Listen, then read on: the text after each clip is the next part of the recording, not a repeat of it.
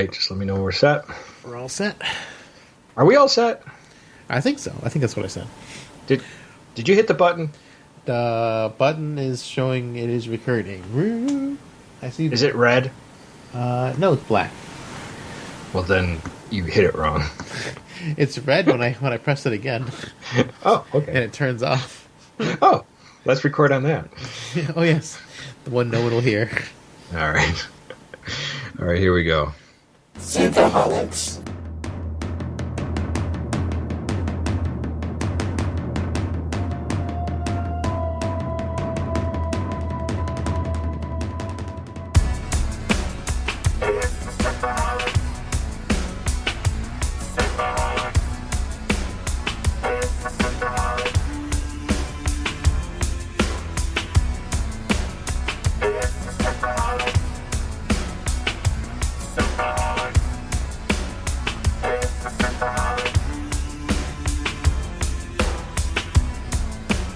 Welcome to Synthaholics. Today you have myself, Aaron O'Brien, and David Duncan. Dave, how you doing, buddy? I'm doing good. Star Trek Lower Decks is still coming out week to week. Week to week. Today we are in episode 4 of Lower Decks, Moist Vessel. Dave. This sounded so kinky in my head, and it wasn't really at all, and I was kind of sad.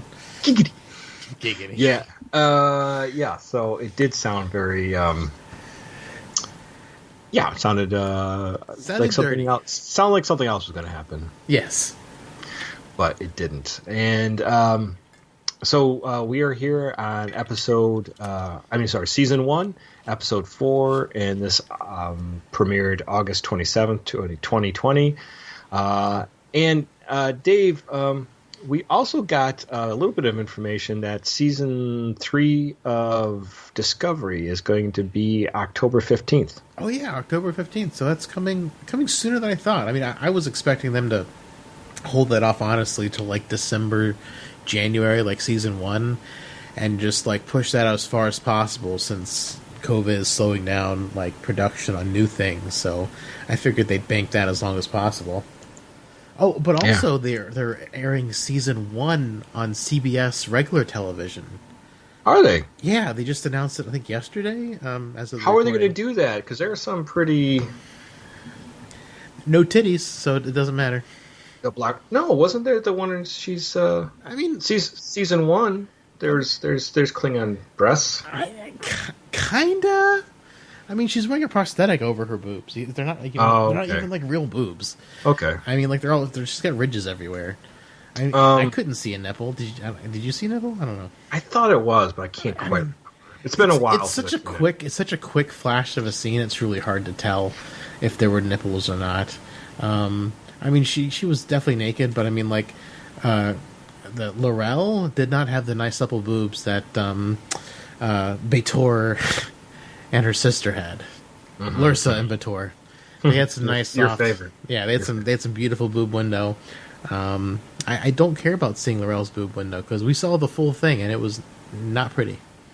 So it's basically Lower Decks is going to end, and Discovery is going to kick right in. Man, we're going to, it's going to kick right in, and then we're going to be, it's going to be a while before we can get back to the Expanse. Yes, it will be a while. Yes, we may not be able to cover Expanse season 5 as it airs, which will be sad. Yeah, I know. Well, we'll see. Maybe we'll see if we have to bail on Discovery if we're hating life. It's our show. We can do what the fuck we want. Yeah, we can cover Discovery later. Right. All right. Well, let's talk about Lower Decks, because we are loving Lower Decks. At least I am. I know you said you were before. We have the opening scene with Captain Freeman, and she is with seniors officers, and they're having a meeting, and Ensign Mariner's there handing out pads to all the senior officers with this other captain, Telluride captain, Captain Durango. And apparently they used to serve together, Freeman and Durango before. And kind of cool to see a Telluride captain. We've never seen that before. Yeah, I mean, like, and it looks very much like a generic Enterprise version of the Tellarite. Because the Tellarites got a lot more makeup in Enterprise and in Right. and in Discovery. It was weird. It definitely looked like an Enterprise Tellarite, not like a Discovery Tellarite. I like both of them. Obviously, the original series was terrible. It was awful. Yes, it was very bad. But I love both. I love the Enterprise. I almost wasn't 100% sure it was a Tellarite at first because the animation is so simplified for the characters. So I was like, is that a Tellarite? It kind of looks. I guess it's sort of like a right. Yeah. Because you could definitely tell it was a Tellarite Discovery, but they were like totally revamped. They had the tusks and everything, and this guy had like the Pizza the Hut, like flat, like flabby head, like the Enterprise Tellarites. Yeah. like an upside down funnel. Yeah, right. But yeah, it was cool to see. I like when they put those races in because like you don't see them as much, and it's nice to see one as a captain. And they're the founding member of the Federation. They should be around more often. But during this meeting, they found apparently a generation ship, meaning a ship that's going to take a group of people to another planet. Which Voyager should have been. Yeah, I guess. And they're going to take these people to a planet, and they're going to terraform it. But unfortunately, the cryo units where these people were in were disabled, and all the crew was mummified. And there's this molecular fluid that turns inorganic material into organic material that starts growing plants and all sorts of other things for our planet to make a habitable planet. Very Genesis device like, but it's like goo. Right. So Captain Durango is there, and he's giving kind of like a beginning speech of what's going on, what they're planning to do with this generation ship. So it's the Cerritos and the USS Merced, and they're going to tractor beam it and basically pull it so they can take it and study it and everything to a star base. But Mariner, during his talk, starts yawning. And he basically stops yawning. How boring. This is so boring. And it gets the Captain Durango angry, because Tellarites are easy to get angry. And then it gets Captain Freeman angry because she's like, it looks like you can't control your own crew. They're insubordinate. And it just ends with her yawning even louder. It was a funny little take. She's like last episode, Mariner had gone to being more like a regular person, and she's kind of going over the top again with the giant yawns. I was like, yeah. It's a comedy, Mariner. Though. It's kind of funny. Kind of funny in its own way. So then we get into Captain Freeman takes Mariner in the ready room, is basically just angry for everything that she did, and Mariner just doesn't care. She just gives, and then she gives her sarcastic Vulcan hand salutes. Don't you give me that? And she stomps off. Pretty funny.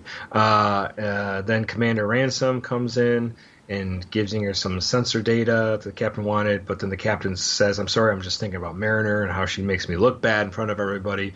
And Ransom says, assign her to the worst duties on the Cerritos, and then she'll just want to transfer off the ship.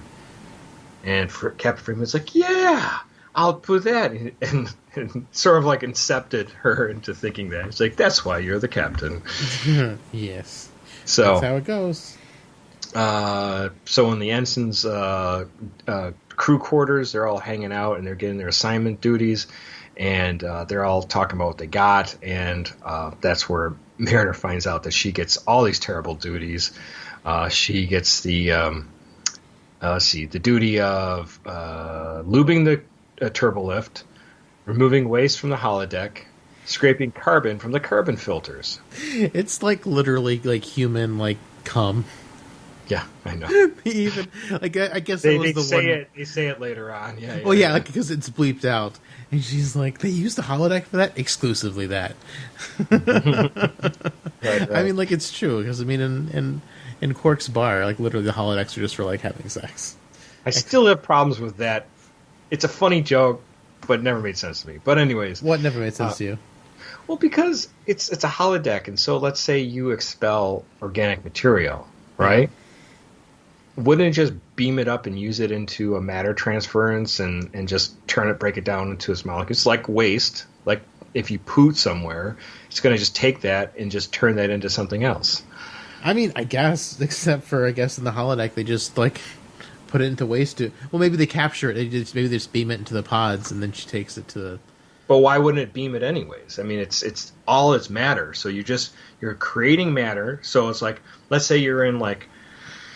Maybe the holodeck just vacuums it up into the walls, and then they have to remove it and do it manually later. What is it? I mean, technically, besides a holodeck is technically just like a big transporter pad. Yeah, I mean, kind of. But I mean... And like if you do the Sherlock Holmes adventures that, Data and Geordi used to go on. Yeah. They have this whole area, and some of it's probably like virtual reality illusion. Make it looks like it's there, but it's not. And the more they walk forward or run or fall or jump, it makes it look like it moves along with them. Yeah. But it's still just a big room that's beaming material. So like the streets, a street light, if you need to touch it, a person feels like flesh. I don't know. I mean, or is it just all like some kind of like a holographic illusion that has like a texture feel to it, like a force field feel? Well, I mean, they say it's made with force fields. I mean, like they can beam stuff in, like whenever they asked for like drinks and stuff like that, those are probably replicated in or beamed in or something like that. So I mean, I think it's mostly force fields, but I think they do use some transporter technology. I mean, they said as much in the Moriarty episodes that some transporter technology is used inside of the holodeck, but it just seems like Star Trek can't decide how much things are automated and how much things are what people do. Because in Discovery, they've got like the R2-D2s that can go out on the side of the ship and do all these menial tasks that people don't want to do.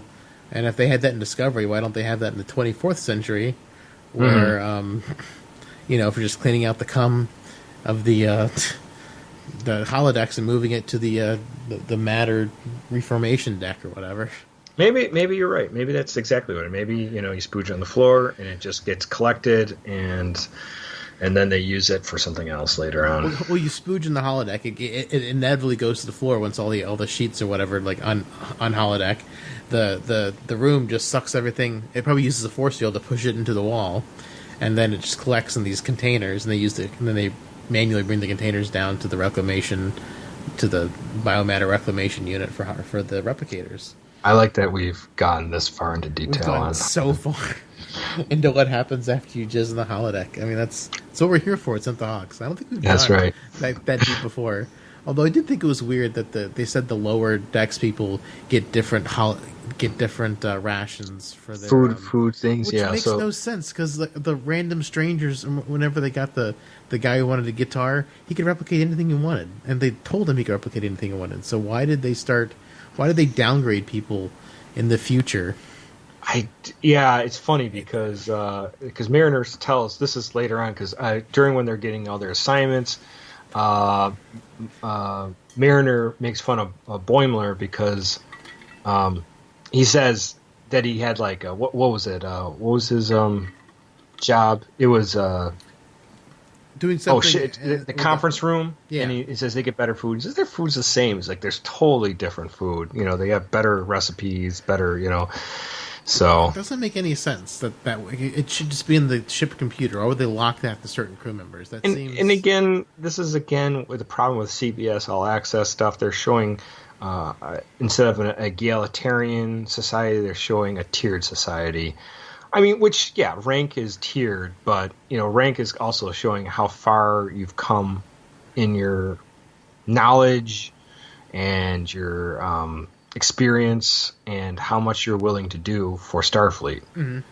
So all those should matter, I would imagine. Yeah, but I mean, like, I don't know. It just seems like it's on a tiered system. It seems like there's like money involved. Like, because I mean, if there's less things, that means you're getting paid less or whatever. I mean, there should be no pay. And again, they're in the ensigns are all in this like basically bunking area. Yeah, it's very. But Cerritos is a lot smaller ship than we're used to. Yeah, from the Enterprise. Right. Yeah. Also, Ensign Tendi gets excited because she gets to watch an ascension of one of their crew members. Yeah. And so she's excited about this. So Tendi goes to this ascension. Lieutenant O'Connor is in this meditating and has this big sand mandala in the middle, and there's other people. And Tendi basically screws it up. She sees this gong, gets distracted, goes to look at it, and then she knocks it over, and then she basically falls into the mandala and just destroys it. And what he say? It took him like 2 years, yeah, to make this mandala, and it's and then the guy is super angry because he can't ascend now. He loses his cool. He's like so angry for this guy. He's the biggest hothead you ever met in your life. For a guy who's supposed to have reached this like perfection of like being chill and mellow, so he can become one with the universe. Yeah, become one with the universe. Yeah, it's weird.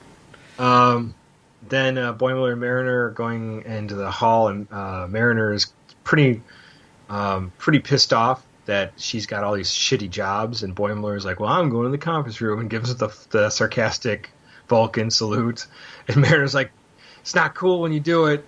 It's like, and then it is cool. It is cool when he does it. So Mariner removes the waste from the holodeck, lubes the turbo lift, but then the chief security Shax comes in and starts using it, just rips the sign down. Almost gets her killed. And then she scraping the carbon off the carbon filters, and then she makes a game out of it, and all these people are rooting for it. And what's his name? The commander sees it and is like, she's just having fun. Commander Ransom, she says she's just like enjoying herself. So yeah, she's making it fun no matter what she's doing. And so they come up with the opposite plan. Let's promote her to make her miserable. Yes, exactly. So they're going to promote her. They're going to promote her to lieutenant. And Boimler's there when this happens in the conference room, and he loses his shit. Says, you don't do anything. You're just going to reward her for all this shit. So. Yeah, and so he's like, I'm going to start doing nothing. Right. This is why he gets a statue 1,000 years in the future, or whatever it is. Right. So she gets Mariner gets a new operations uniform and is part of the senior staff, and she's just got all these stuff that she does not want to do. So, in the meantime, what's his name? Her name Tendi is trying to help O'Connor ascend, and she's trying to infuse different belief systems to help him ascend faster. Must do it faster. Yeah, so that's her game. Mariner has to go through all these things: vocal jazz, scat, a poker game with the officers where they all just keep folding. Which is pretty funny. Yeah. Oh yeah, everyone. This is supposed to be a friendly game. We don't go. She goes, "I'm all in." He's like, "This is a friendly game." She's like, "This is the boringest thing ever." And then Boimler sees Mariner's new quarters and just can't believe it that she's done nothing to deserve all this, and yet she's got it. Yeah, it's like everything I ever wanted, you get, and you've done nothing for it. And Boimler decides going on the ship that he was going to break all the rules like Mariner. And then when they tell him to report for bridge duty, he starts talking. He says, exactly what they deserve. And they're like, what did you say? And he's like, just finishing up a holodeck program. It's Moriarty. Yeah, he actually name drops Moriarty in this episode. Yeah, exactly. So, let's see. Yeah, then Mariner goes into Captain Freeman's ready room, and then Freeman just kind of making fun of her with the status update that she has to give. And then he says that It's Commander Ransom's birthday party, and he's going to be singing songs that he wrote on his acoustic guitar about his month he spent on Barcelona. And these are songs that he wrote. Yeah. Yeah, she is not having fun watching all the senior staff doing their talents. Performances. Yeah. I sort of remember Picard had to sit through a lot of those, too. An ode to Spot. Yes.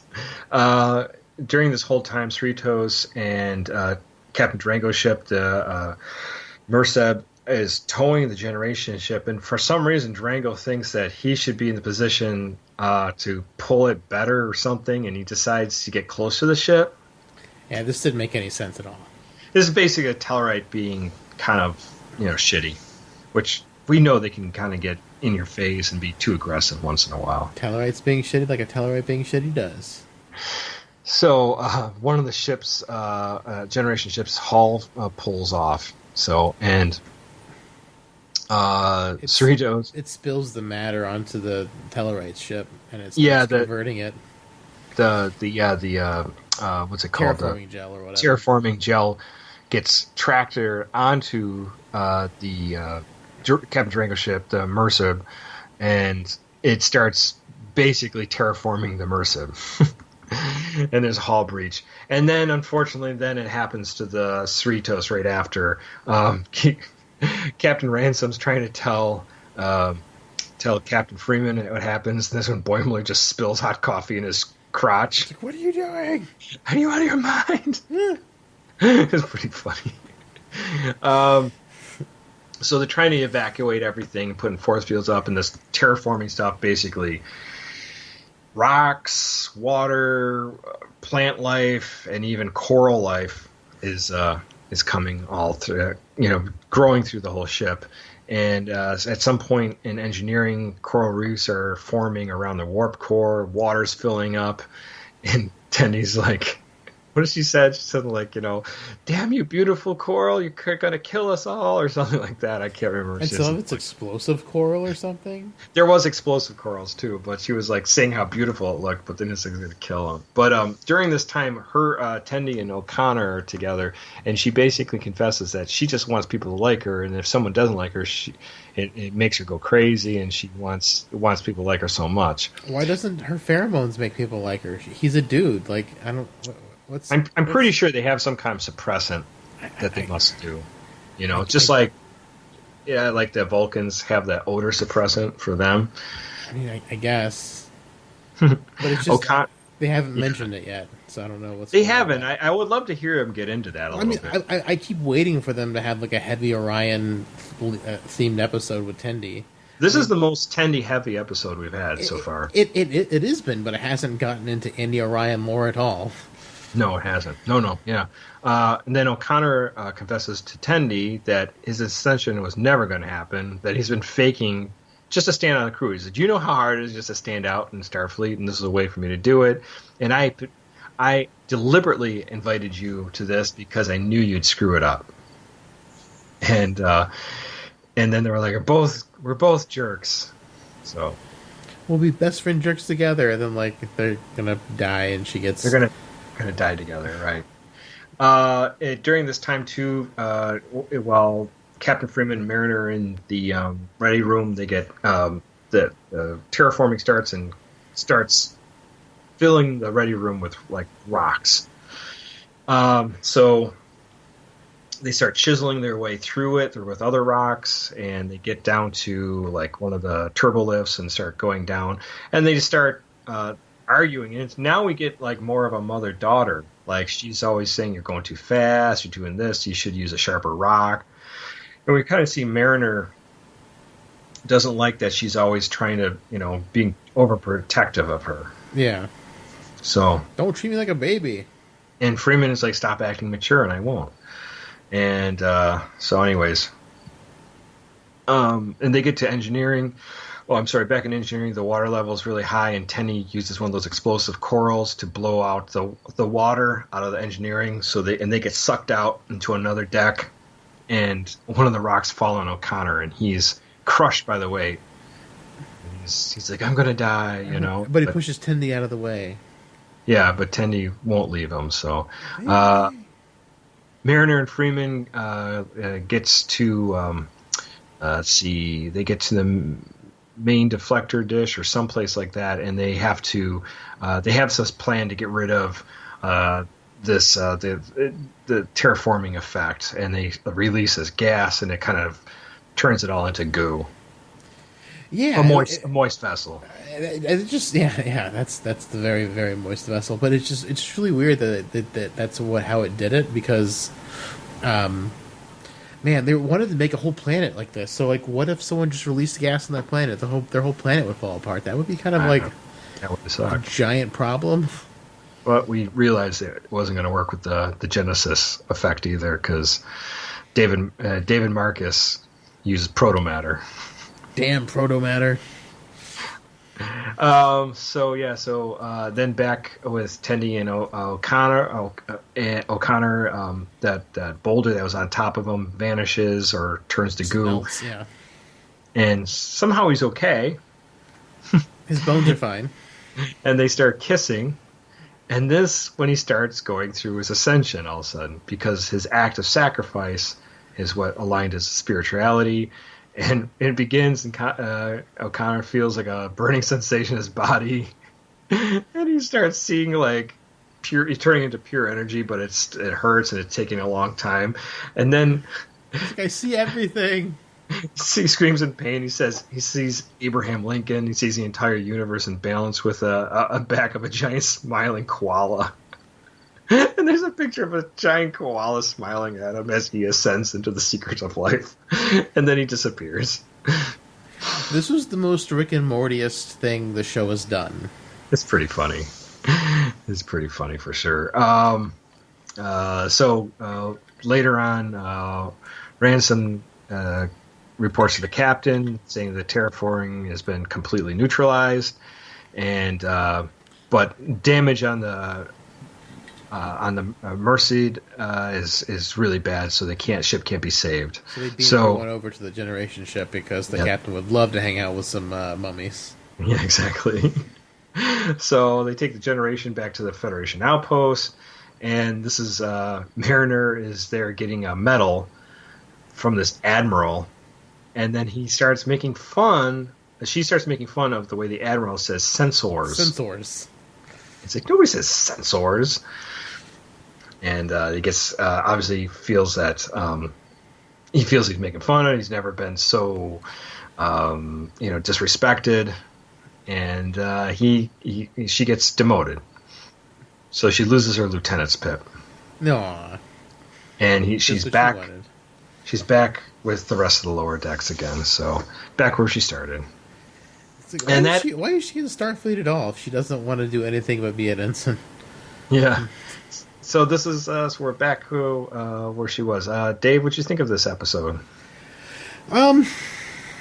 It's probably my least favorite one so far. I was liking last episode a lot more because Mariner was a lot more human.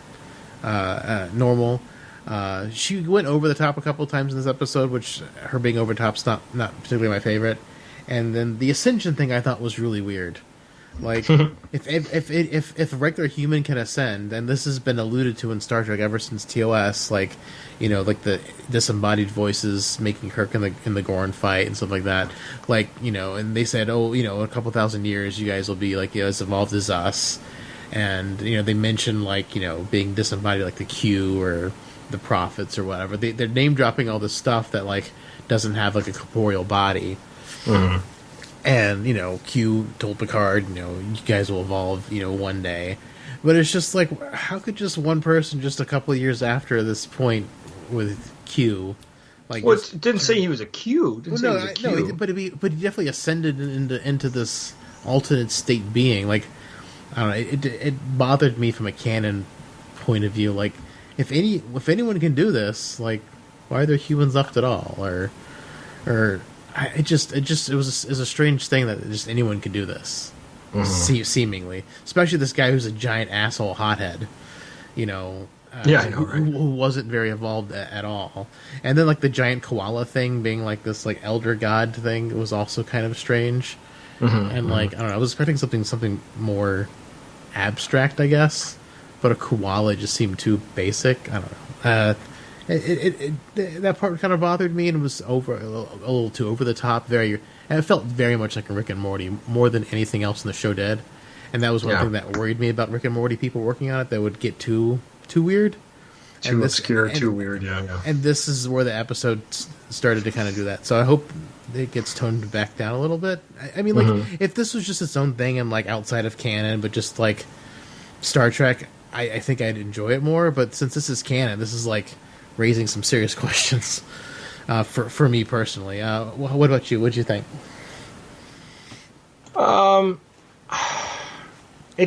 The koala thing and the ascension thing, it seems like it's a common trope in Star Trek. It's like they say this a lot, like you said, the true Q, was it, there's a TNG episode Transfigurations they talk about here, and, just different things that we definitely did see things like this in the past, and, people turning into energy and stuff like that. We've seen that. Like we've seen that more. Like her father was a Q or something like that. I know. Like, but maybe there's more to Lieutenant O'Connor than we know. Maybe there's more to him than we know. That's true. Maybe he's the Quiz of Hatterack. Maybe that's something together. Boy, no wonder he's so grumpy. Sand, it gets everywhere. It's uncomfortable. It's itchy. It's coarse. I like that we finally got an honest discussion between Mariner and Freeman, and we finally got. She calls her mom, and there's there is some affection there, but obviously there's a lot of aggravation and stuff like that. So it seems that, I could be wrong, but it seems like we are seeing that Mariner can act ridiculous and over the top because she's always got mom and dad to cover her ass. Yeah. So she can act completely insane, do stupid things, and never have to pay the price for it. Yeah, I guess. I just don't understand why she's even in Starfleet. She's so ridiculous, and she doesn't give a shit about Starfleet. She's even said as much. Yeah. And I don't know. Why stick around? I don't understand it. She could just resign her commission at any point. I don't. I still think there's more to tell Mariner, so I think this is the first little reveal. I mean, I do agree that the conversation and like the interaction between her and her mom was the first. It was nice. It was more real. It's a kind of more of the breakthrough I think we've seen for a long time with Mariner. Mariner also has become a little more three-dimensional than the cartoon character. Boimler still seems silly. In the middle, she's super real, but at the beginning and the end, she's like ridiculous, and it's like she's a bit of the punchline, or for a lot of things. I mean, that didn't bother me that much. I love the idea of the generation ship and like this material that turns things organic and the mummified people in there. All of that felt like a regular Star Trek episode. Yeah, it's a fun idea. And props to Lower Decks for, even with the ridiculousness, it's got like a traditional Star Trek setup. The episodes are structured like Star Trek would be. They even have A and B plots in these like 30-minute something episodes. They're not even 30 minutes; they're like 25. Yeah, that's what I mean. I guarantee you, take away credits, it's probably like a 22-minute show. Yeah, probably. They're doing A and B plots like Star Trek does. I mean, it feels very much like Star Trek, and I still got to give huge props for this show. It feels like Star Trek in the structure. It's just in the character bits and some of the canon stuff is just kind of weird, and I raise an eyebrow at. The references are clever as always. I still think the best thing the show's ever did was saying O'Brien was the most important person in Starfleet ever. And it was very funny. That was amazing, yeah. And he really was. He's so instrumental. He infiltrated the Orion Syndicate. He like always fixed the ship. He like died a million times and came back. Like O'Brien was like amazing. So right. It's nice to see like him vindicated for all the suffering he went through in Deep Space Nine and marrying Keiko and having to break up with Julian. I mean, like he said that he's gone through the ringer and he got some acknowledgement, which is absolutely amazing. And that's probably, so far, that's definitely the highlight of the show for me. Yeah, no, that was good. Yeah, I love that too. There's some great stuff in there. Yeah, I'm still into the show. I don't think nothing has been a deal breaker for me yet. And it's maybe because it's a cartoon, I can sort of just kind of like give it like not the highest expectations where, we have, Discovery and Picard, we're expecting masterpieces. Yeah, and then they're like... Not. They're like Michael Bay meets Plato. Where nothing's quite right and everything explodes. Yeah, exactly. Yeah, maybe because I'm kind of giving it a little bit of leeway because it's supposed to be funny, and because it's a little silly, I can just go with it, Yeah. But even if you even took out the silliness, I love the look of everything. Yes, the animation's simplistic, and we already knew what that was going to look like. Well, that's what I mean. Like, the animation of the characters is super simplistic, but the backgrounds, the ships, everything looks great. The continuity, when it's not the people. Yeah, it's the continuity is there. And the ideas are all there. We're just seeing it all through the lens of these, ensigns who don't have any power, and they're kind of, they're not all screw ups. They're just, don't have it all figured out yet. They're trying to make their way, except for Mariner. So that's why I just don't understand why she's there. Yeah, Mariner's going the opposite direction. Are they forcing her into Starfleet? I mean, if they're forcing her, I guess it's one thing, and if she's just like making them try to kick her out, I don't know. It just seems like she'd have more free will being a person of the 24th century. Right. I don't know. It just seems really strange that she's like stuck in this thing that she doesn't really want to do, and she's like making a joke of that of everything. Yeah. But yeah, like overall, the show is like is like solid because it definitely feels more like Star Trek than anything CBS All Access has given us to this point. So I'm happy about that. I just wish she'd get toned down, or like they'd explain why she's so crazy. I mean, I think it is. I think you're right. She can get away with it because of her parents, but I just don't understand her motivation for being in Starfleet at all. I do think we get more information on that. I mean, we're episode 4. We still got 6 more episodes. So yeah. And like we said earlier, this was the most Tendi heavy episode we've gotten so far, and we've gotten 0 new Orion lore, except for they mentioned the city she never got to go see on Orion in the first episode. That was the only bit of Orion lore that we didn't really have. Right. They haven't addressed like why her pheromones don't work, or like it hasn't even come up in passing. She's like, I want everyone to like me. Like, well, it used to be everyone would like you. You're an Orion. Well, like you in a different way. Like you is like bone you, but that's what you got to. And the women will get headaches around you. Yeah. So yeah, it's they haven't talked about that at all of the Orion culture. A little bit of missed opportunity. Like she could have mentioned something. Since she was like trying to fall for this guy who's trying to ascend, she could have mentioned something. I don't know.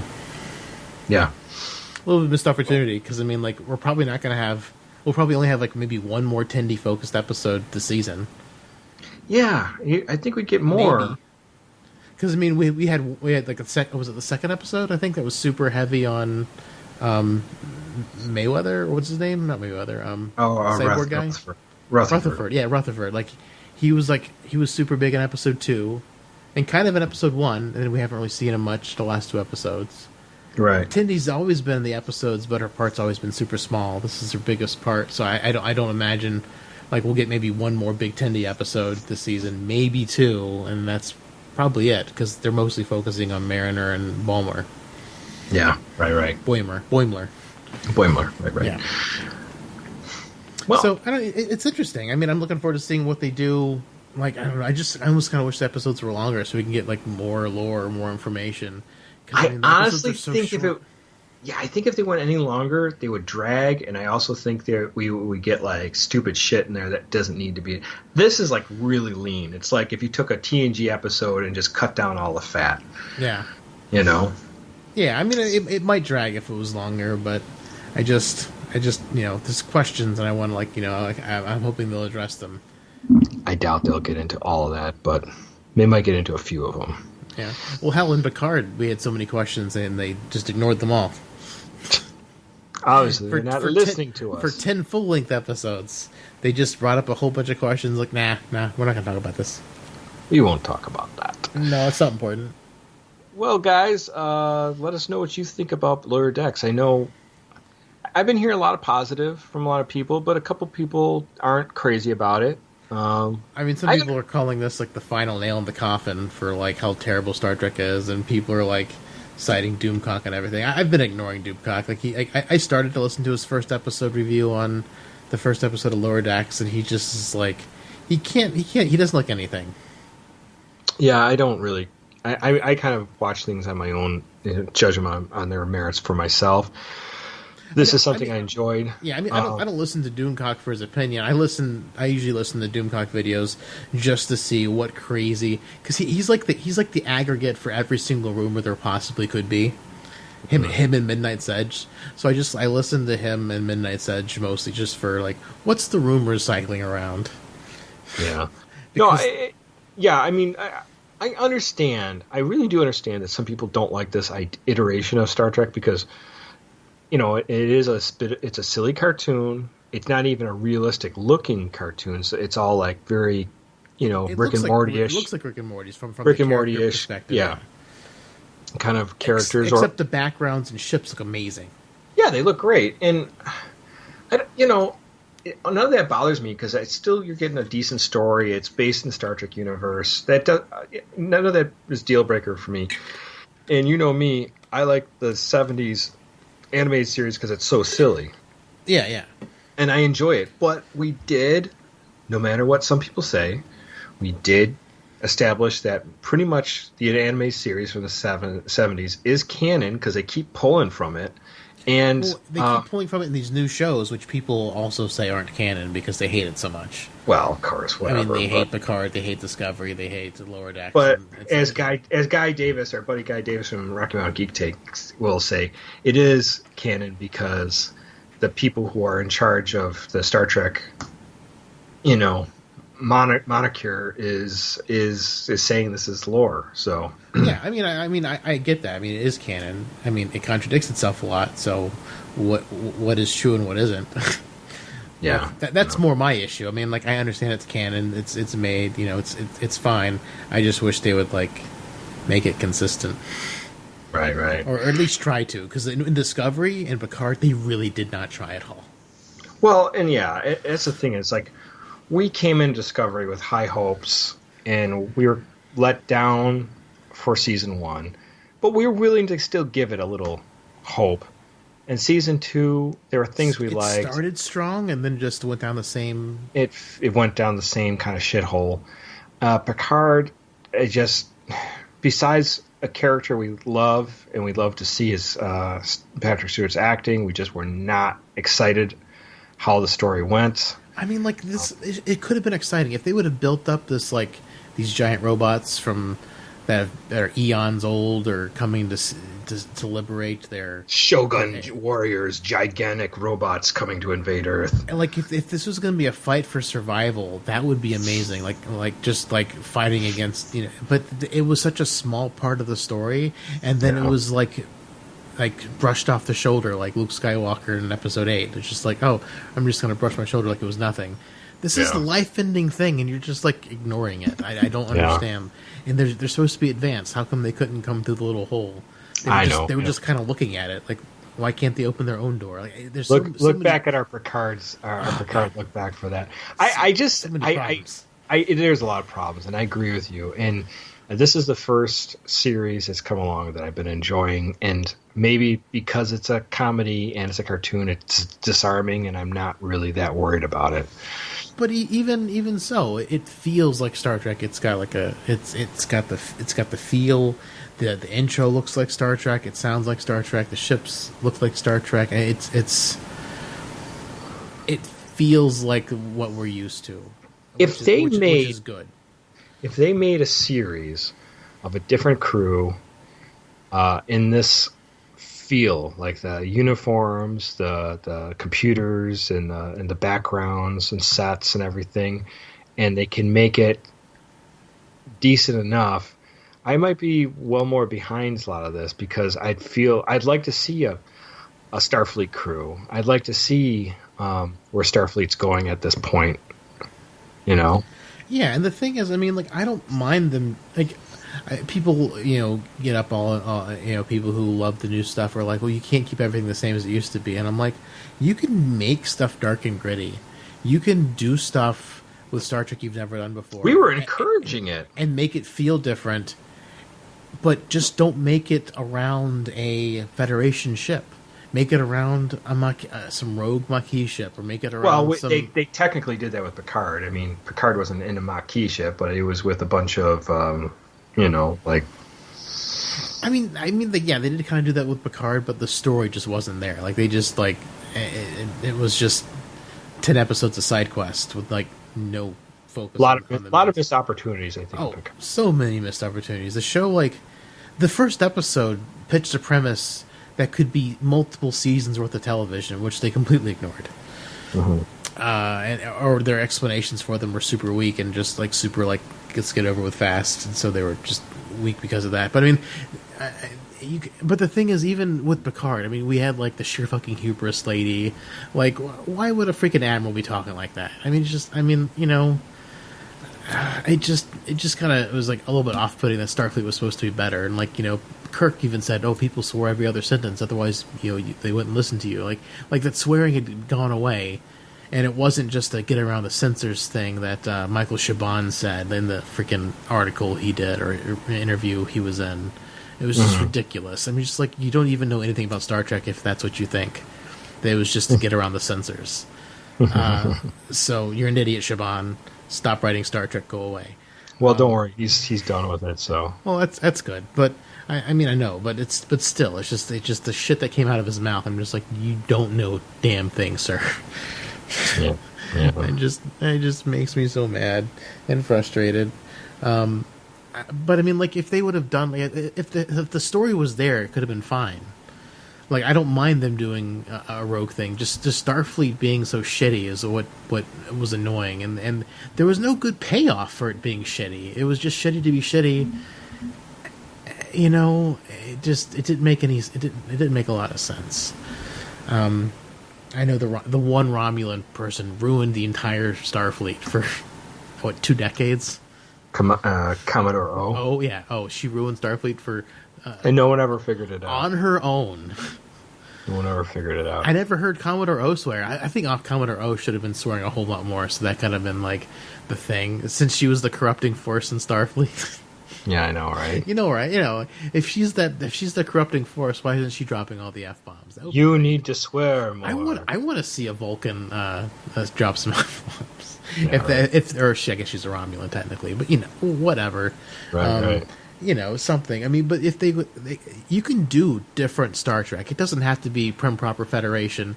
As long as it's set in the universe and it adheres to the universe, like the rules, that's fine. But both Discovery and Picard were trying to change the rules, and that just isn't like it's why it felt disingenuous to me personally. Is that they're trying to reinvent the wheel, whereas the Mandalorian did not try to reinvent the wheel.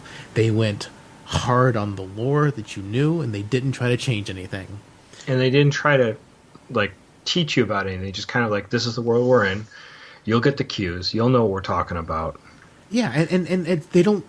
and then in Discovery and Picard, they were shaking everything up. It's like, they don't trust us, the diehard people who are paying for CBS, they don't trust us to understand what's happening, so they're reinventing the reel and wasting a lot of time re-explaining how things are, when that's not how they were. Yeah. And they're reinventing the wheel, and they shouldn't have done that. They shouldn't have tried to reinvent the wheel. Like, just tell us stories in the world. You can do a dark, gritty, crime-ridden, sex-filled Star Trek story. Just make it about Ferengi, or make it about Cardassians, or make it about Orions. Like, all these people outside the Federation, make them interact with the Federation often enough so that it feels... You still have some Star Trek feel to it, or some things familiar. But, I mean, you can do messed up stuff in Star Trek, in a Star Trek show, and it still be Star Trek. But when you start messing with the Federation and its cores, and it starts to feel off. And that's what's refreshing about Lower Decks for me. It doesn't feel off, except for how awfully cartoony Mariner is. Yeah. And that's why but she is a cartoon. Yeah, but she is a cartoon, but it's also supposed to be canon, so it's supposed to be like these are supposed to be real people, theoretically. Well, she hasn't done anything like Wile E. Coyote yet. Yes, that's true. That's true. She hasn't gone told Roadrunner. That's true. But I don't know, guys. Well, let us know what you think of Lower Decks. Hit us up. Let us know. You can email us at synthaholics@yahoo.com. You can hit us up on our Facebook group, Facebook.com/groups/Synthaholics. We'd love to hear from you. You can also tweet us at Synthaholic Duo. You can get us on our Instagram. It's synthaholics.podcast. You can hit us up there. We'd love to hear from you. If you're enjoying it, if you think this is an abomination and should be burned, let us know what you're thinking of it. We'd love to hear your take. I mean, me and Dave are enjoying it, but we enjoy, if you know this podcast, we enjoy some levity in our... Oh, yes, we are all about levity and silliness and talking about cleaning up cum from the holodeck. I mean, these are answers that need to be answered, questions that need to be answered, and I think we've done that tonight. We have, in great detail. I wonder who cleaned up all of Riker's stuff. Or Barclays. Oh, that's true. Barclay. He probably gave Riker a run for his money. Well, I bet he did. Oh, he was definitely a sex addict. Yeah, so great. Let us know what you think. And then to show something you want to support, please go to our Patreon, patreon.com/Synthaholics. We'd greatly appreciate any financial help you could give us. And also let people know about the show and that it exists. Let your friends and family know. Let your coworkers know. And classmates, if you're going back to school. Good luck with that. Oh, absolutely. Good luck and stay safe. Get away from the crazy people. Don't party because COVID's still a real thing. I mean, if you're listening to this 10 years in the future and it's not, more power to you. Have fun. But right now, in 2020, and probably for the next couple of years, don't go to massive raves and parties. Stay safe, please. Stay safe, exactly. All right, guys. Well, next week we are back to Lower Decks. Can't wait to get into more of it. It's going to be a lot of fun. I really hope Q shows up. That would be someone. That would be a legacy character you could totally bring back. Yeah, you John think Delancey's around. He is around. I wonder if he's not too keen about reprising that role. We'll see. We'll see for sure.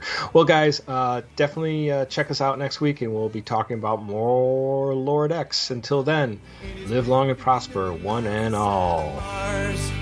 Well, McCoy, my boy, come mix me a drink. Before the night's over, I'll puke in the sink, and we'll cry till we laugh, and we'll both shit our pants. You're the best drinking friend I ever had. Lower Decks. I'm still waiting. I really hope they do one of those gut punch episodes like the original Lower Decks. That'd be kind of nice. Yeah, so it'd be like, whoa. Are they going to kill Tendi? Probably.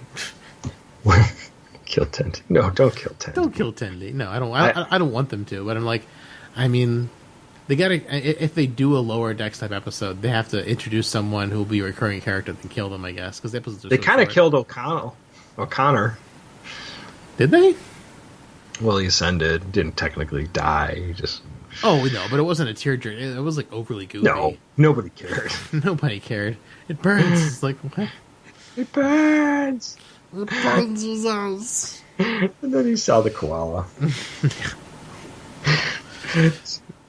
It might have just been something that he saw that he saw a picture of a koala and it just conjured in his head. It's like sometimes when people are ready to die, they see or see or hear things that only they see or hear because it's like their brain is like doing tricks on them. Yeah, I mean, like if it was like a giant turtle with like the world on its back, that would make more sense because that's like, that's definitely old mythology, and sure. That's like something like that's normal. But like the koala thing came out of nowhere. I'm like, I've never heard of that being in any kind of mythology. No, it's definitely not at all. Yeah, I mean, like if it's like based in mythology, that's be way more interesting to me. Yeah, for sure. But the koala thing just seemed like it was like for silly laughs. I'm like, okay, whatever. But it was very over the top Rick and Morty like weird thing happening. Like when he started to ascend, like the animation too. Like just that whole little scene felt very much like could be right out of Rick and Morty. It was totally Rick and Morty. Yeah, totally, absolutely. There's no getting around it. Oh man, it's so funny. I enjoyed it. Yeah, I mean, it still feels like Star Trek, and like the setup was great. I mean, it was fun. Tellarite. I haven't seen any Andorians really. There was one in the bar or mess hall. Oh no, yeah, on Kronos there was the Andorians, but we haven't seen like any like in the Federation like No, there was one in the mess hall. They just scanned past. Oh, gotcha. Just for real quick, but yeah, not an actual character kind of thing. Well, this is a cartoon. Like they should definitely run into more captains that are aliens, because it was always so strange that like there was always a human captain in like all of our Star Trek shows. Like really? Yeah. And how many races? How many races are in the Federation? Yeah, I think they just did that because of we're trying to relate to them. Yeah. Yeah, you want your captain to be relatable. There was also a theory that was always kind of pushed out there that maybe certain crews were all Tellarite or all Andorian. Yeah. Or all. That doesn't really jive. That doesn't seem very inclusive for Federation. Although the ship that's completely run by Horta would make sense, because I don't think humans and Tellarites and Andorians want to crawl through the Horta tunnels. Yeah, right. So I mean, I can see some ships being like specialized. That makes more sense. like a Horta only ship, that makes sense. Or like if, man, I want to see Tholians. I mean, I want some more Tholian lore. Tholians have only been in like 3 episodes. Yeah. Like the original series, Tholian Web, and the 2-parter for Enterprise. Yeah, no, I love that shit. Right. Why can't we get more Tholians? I wanted to get more lore on the Tholians. I want to know, like, are they part of the Federation now in this far in the future? Like, or did they die? Did they die off? Tholian, no, they're not the hegemony. They were Tholian Alliance or something? Yeah. I forgot the name they gave them. It's so weird. Like, we don't know anything about the Tholians since, like, TOS times. I know. They have not come up post Kirk at all, not once. I know. It did kind of disappear. Yeah, I mean, we got them in Enterprise. I mean, that's I loved the reboot of them in Enterprise. I thought they looked awesome. Yeah, they did look really cool. I really would love to see them do more with that. And the thing is, and that's what the lower decks could do. They could do a lot more stuff that, like, in silly animation, that it'd be harder, more expensive to do in CG. Yeah, for sure. Absolutely.